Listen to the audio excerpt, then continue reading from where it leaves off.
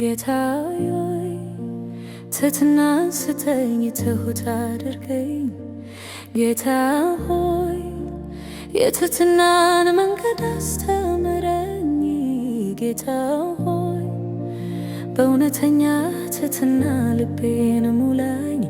ጌታ ሆይ በትሕትና መንገድ ልሂድ ዘላለም። ጌታ ሆይ ትሕትናን ስጠኝ፣ ትሁት አድርገኝ።